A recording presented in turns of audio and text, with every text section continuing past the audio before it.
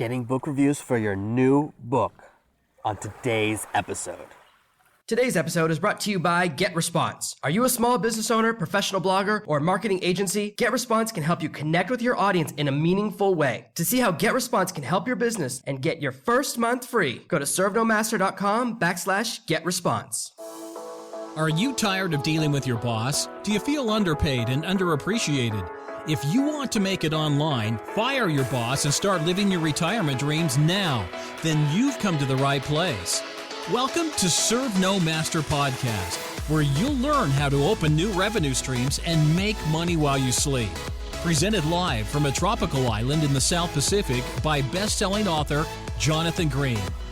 Now, here's your host. The hardest part of launching a new book, the hurdle that stops 99% of authors, new authors, even experienced authors. Independent authors hit the same wall we all hit it. We can't get enough reviews to kickstart the book. Books behave just like a high school fight. Two people start fighting and no one cares until that first bit of a crowd shows up. It's the crowd that brings a bigger crowd. No one wants to read a book on Amazon with no reviews. No one wants to read a book with just 1, 2, or 3 reviews. If I see less than 10 reviews on a book, I don't even take it seriously unless the book is 2 or 3 days old. If a book is more than a week old, I need to see at least 10 or 20 reviews before I pay any attention to it. And this is how the entire network works. As your number of reviews crosses certain thresholds, the way people respect you will continue to rise and hit new levels. When you break 20 reviews, then it's 50, then 100. When people see anything above 500, it's another level. Anything above 1,000 really shows you're one of the top books on Amazon. So how can you become one of those people that gets reviews? Today's episode is not about longevity reviews. This is all about launch reviews, how to get those first 20 to 30 reviews when you have a brand new book and you're hitting that wall. When I launched my very first book several years ago, I approached everyone that I knew. I messaged all my friends on Skype. I messaged everyone I knew on Facebook. I messaged people that I am business partners with. People that I make tens or hundreds of thousands of dollars with in our relationship. I messaged 50 people that I have a deep relationship with, and I thought, I'm covered. This will do it. 3 weeks later, I had 3 reviews. You really discover that it's way too much effort for people to do a review based on friendship or family relationship. None of my family members have ever left me a book review. Getting people to do all of this, it's way too hard. They have to buy your book, read your book, and then write a review. Most of those people, if you wrote the review for them and said, hey, just upload this to Amazon, they would. Now that's a big Amazon violation, get you into a lot of trouble, and you don't want to do that. It's too many pieces. People are glad to buy a book from you because they're your friends. You can certainly get a few sales, but when you need more than that, friendship isn't the right lever. You need to find ways to get reviews that don't depend on friendship, because trying to get reviews that way leaves you disappointed, dissatisfied, and you won't have enough reviews to support your business. So you end up with a real problem. Today we're going to cover nearly a dozen of my freshest ways of getting reviews. I'll tell you right now, if you implement these, you're never going to have a problem getting reviews ever again.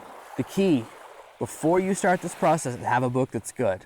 Have a book that's got everything spelled right. Have a book with as few mistakes as possible. Even when you send a book through an editor 2 or 3 times, sometimes there's still a couple misspellings. There's nothing you can do. It's almost impossible to have a book with 0 grammatical and 0 different types of errors, especially because we put things in there that we consider artistic. We want a sentence to look a certain way. Sometimes we're copying and pasting a piece of information or a quote that has a misspelling or a typo, and we have no choice but to leave it in there because it's a quote. Don't depend on family and friends because they're going to break your heart. Instead, follow me with a couple of these methods. The first and easiest method is simply going to NetGalley. It's a service that allows you to post books that people download, and in exchange for downloading, they're expected to leave reviews. Depending upon your niche, this can be a really good service. It's not so great for nonfiction. I'm mostly a nonfiction writer. I know that a large percentage of my audience is nonfiction. In my experience with NetGalley, you end up with sometimes 1 or 2 reviews at the end of the month. The service costs around $30 a month, and usually you have 6 books up at a time, so you could join groups that are doing a NetGalley run. So someone has a NetGalley account. Every month they put together 6 books, 1 book of their own and 5 other people's books, and each person pays $30 to cover that $180 a month fee. So when I did NetGalley, I got a really good review and a really bad review for Serve No Master. Cost $30. I paid $15 for a bad review. And the guy who wrote the bad review had the courtesy to copy and paste that review to nearly every forum. He wrote the review and posted it all over the place. And the weird thing is, he gave me low stars, and then you read the review, and he's like, at first this book is terrible, but then I realized it's really good. He goes, it motivated me to change how I approach business and how I approach my life. And I'm making some changes in my business because I read this book, but I still don't think it's good. What can you do when you do a book about changing your life? The person says, I'm changing my life because of the book, but I still didn't like it. I achieved the results. And the guy from NetGalley still wrote a very harsh review that appears all over the place. He wrote it on like 20 different websites. Now, I'm not upset, because having a bad review that turns out to be a good review is really good for business. When you have a 2-star review and everyone who reads it sees it's actually a good review, that's great. NetGalley is a great service, though, if you're doing fiction, science fiction, romance. There's just a lot more people who are interested in those platforms. So it's easier, much easier, to get a lot of reviews. You'll get a lot more bang for your buck. It's a great place to start. It's the first thing to consider. Now, when you're wondering, where can I find someone running a NetGalley promotion? Where can I find a group of people to join? You can go to kboards.com. K stands for Kindle, kboards.com. And I'll mention them a few places throughout this episode. That's where a lot of independent authors hang out. And that's where I found the last NetGalley promotion I joined. Very simple. Now, speaking of forums, for every type of book you want to write, for every niche, for every topic, there are forums that fit it. If you write romance novels, there's some very strong romance novel forums. Same thing for science fiction. Whatever your topic is, go out and find the people that are on forums for your topic, for your category. We've talked about this in the research phase. You can use these same forums and get reviews several different ways. The first way is you can simply put a signature on your profile, and every time you post a message, it allows people to visit a link or PM you to ask for a free copy of your book. Easy and very passive, and then you're just an active person posting on the boards a lot. Over time, you'll start to get a lot of really great reviews. This system is very casual because you're not asking people, but you do have to post a lot so people see your forum threads. Many of these forums also allow you to post a thread in a commercial section or an advertising section where you can say, I have a new book. I'd love to give away copies to members of this forum. I like being a member of this forum, and I wrote a book for the people of this forum. Your respect level on the forum will determine how people respond. If you've been posting for a couple of weeks or a couple of months, you have a little bit of a presence. When you announce you have a book, you're going to get a much better response than if you join the forum just to ask for reviews. The third way is to send a private message to people that are highly respected on the forum. You can see the people that write the best posts, or the most eloquent, are the most active, and just send a private message, say, I saw the way you post. You are an expert, and I would love to get your honest feedback on my new book before I really announce it to the world. I'd love for you to be an early reviewer, an early reader, because you know what you're talking about. Start off with a compliment. You're more likely to get the result you want. There's a great website called librarything.com. They run a contest every single day. You go there, it's kind of hidden, but if you log into librarything.com, first, you have to build up your library. It's similar to Goodreads. You have to select 50 books that you like. Until you have your 50, you aren't allowed to run a contest. So that's step one.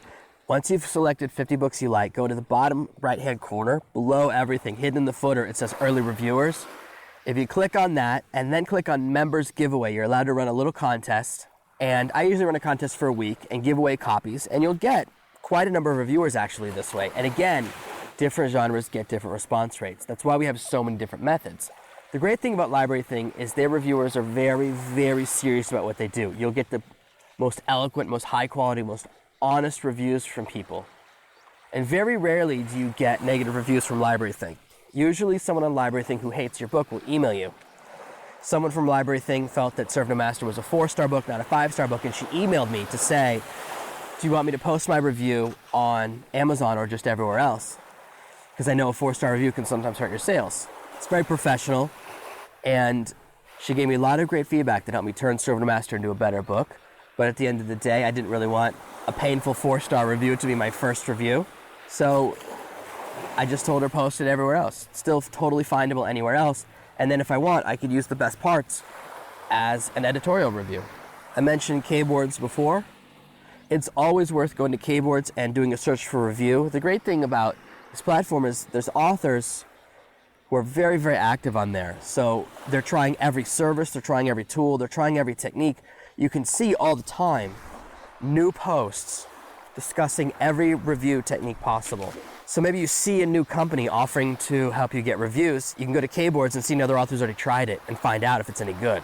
This is very, very valuable and will help you save time, and it will help you avoid losing money on techniques that don't work. You can also find people that are looking to do review swaps, looking to read and review other people's books, who have other advice in your genre. You can find a lot of great things on this platform, including editors and other types of designers. It's one of the best platforms out there, and it's definitely my favorite forum for authors. Another source to just keep these rolling in is Goodreads.com. Goodreads is just like Library Thing. It's a social network for people who love books.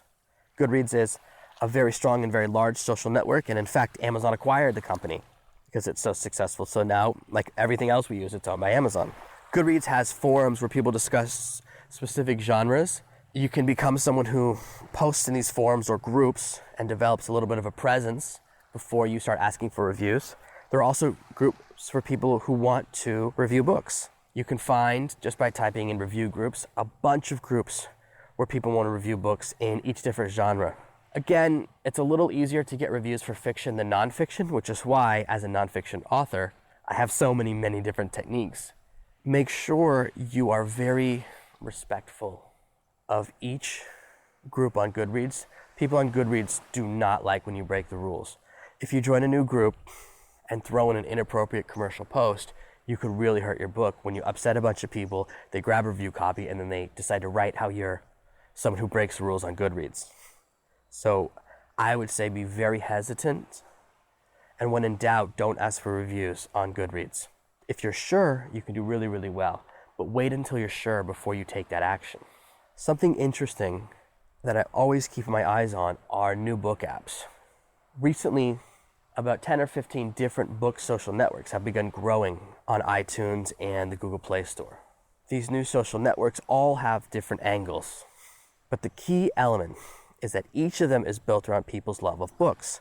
If you dial into one of these new social networks that no other authors are using yet, no one has figured out yet because they're so new, they're slowly developing, you can jump in fast to have a little bit of a presence on one of these social networks and start recruiting reviewers from people who love your genre. Any way you can find reviewers that other people aren't doing yet is going to be very powerful and very financially successful. You want to be the first one, not the last one. And the reason I'm not giving you a big list of these new book apps is because they're changing all the time. I have about 15 that I'm experimenting with a little bit with an intern and an assistant, and I haven't made any final determinations. So right now they're still in that testing phase, but I'm seeing a lot of good and interesting things there. There's also new social networks developing all the time that are similar to Library Thing and Goodreads and worth checking out. If you are proactive, getting reviews is very easy. The challenge for getting reviews is getting reviews without working hard. That's what every author really wants to do. What we really want to do is just push a button, and then boom, our reviews are taken care of. I find getting reviews to be harder than writing the book, than editing the book, than any other part of marketing, because you have to be very proactive. It takes a lot of effort. There are a lot of paid services that will help you get reviews, and they run the spectrum.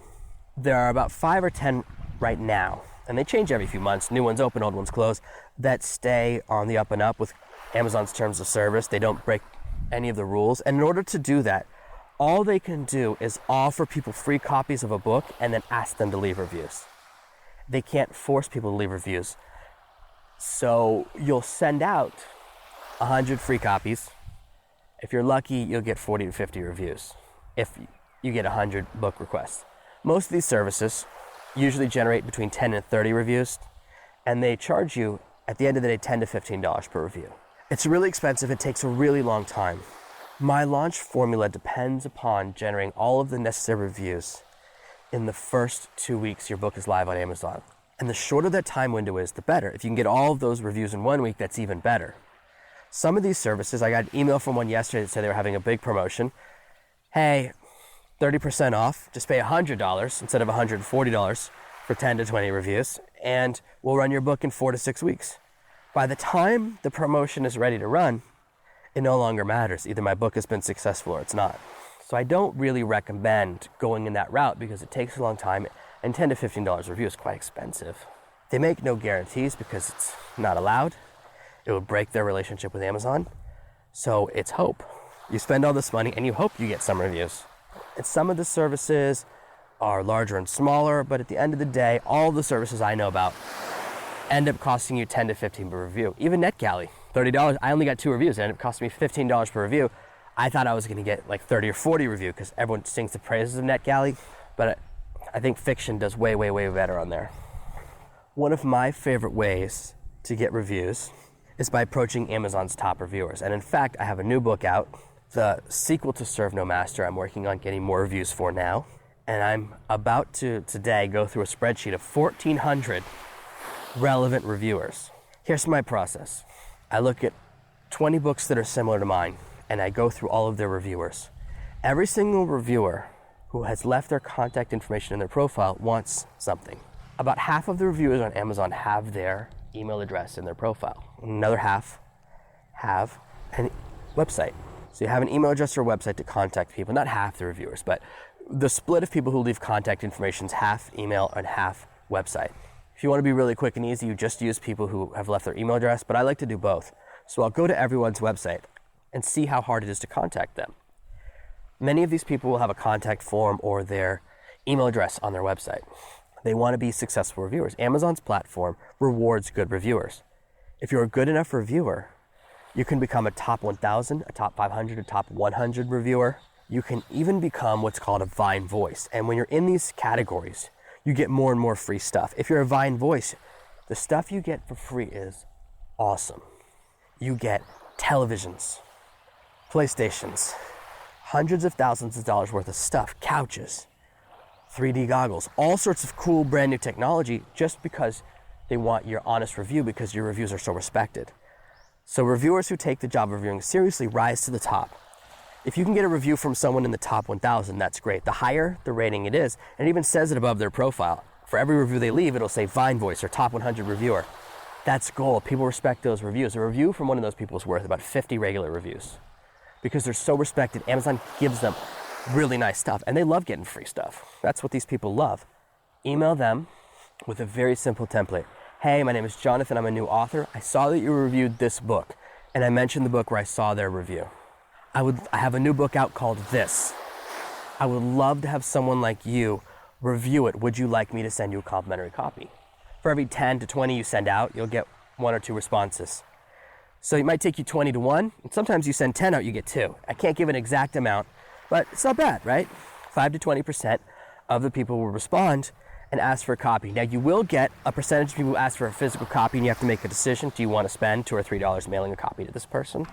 Or do you just want to do the people that will take a digital copy? That's the first question to ask yourself. Important question.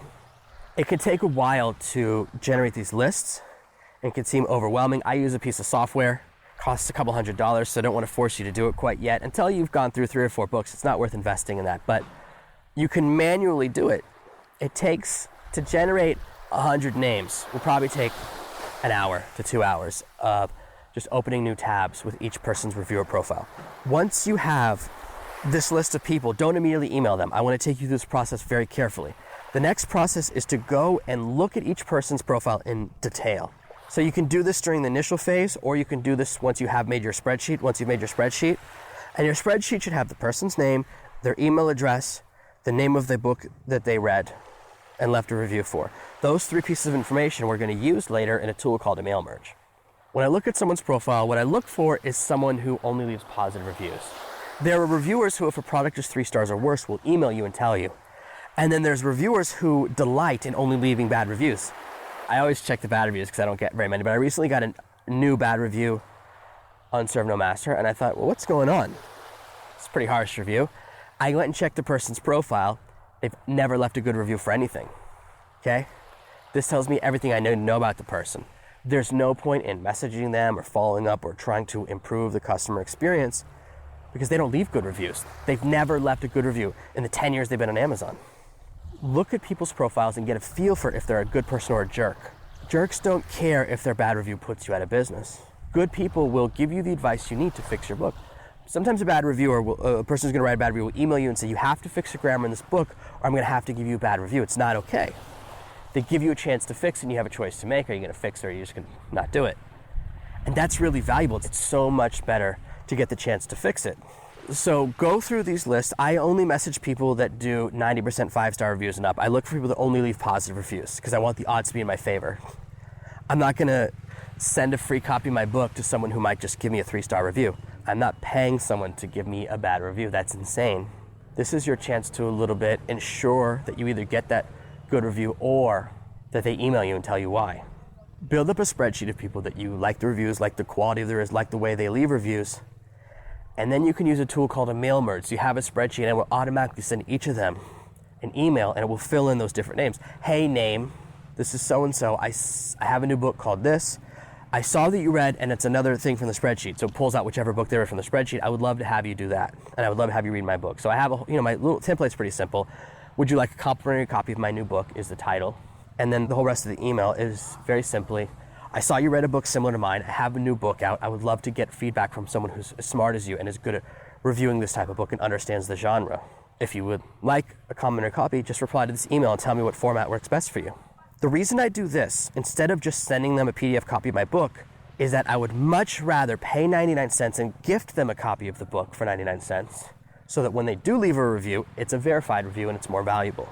Much, much, much more valuable to use this format. Plus, when you send books with emails to a new person, when you send an email with your book attached or with a link to your book, oftentimes those end up in the spam or trash folder. Emails from a stranger should not come with an attachment or with a link. And professional reviewers also have an email account that's just for their Amazon review profile. So they treat that email address as a business address that's just for getting requests for free stuff. So you don't have to worry about being annoying, but you do want to keep it very simple and short. You don't need to write 75 paragraphs. They know what's going on because you emailed them from Amazon.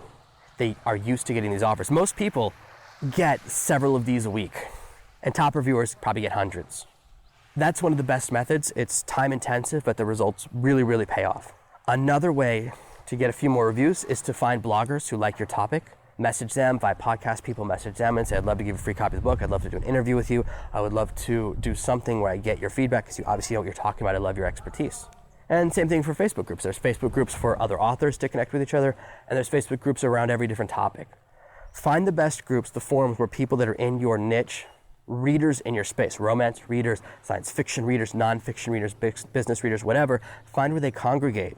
And then approach the head of the Facebook group and say, I'd love to run a contest to your group and give away free copies of my book. What do you think? Would that be okay? They run the contest, and then the people who win, you just ask to leave a review once they've read it. You get that great feedback.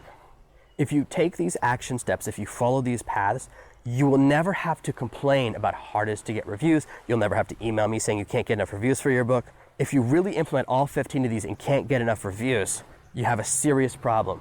It's nearly impossible to do all of these methods. They're so time intensive. It would take 2 or 3 weeks to actually do all of these. I can't imagine someone working 8 hours a day grinding on reviews not being able to generate 20 reviews really easily. And in fact, if you just spend one full workday on this, you should get 10 or 20 reviews set up on the very first day your book is launched. And most of these techniques you can also use pre-launch. Before your book is ever launched, you can tell people it's coming out and start generating reviews that way. I'm very excited.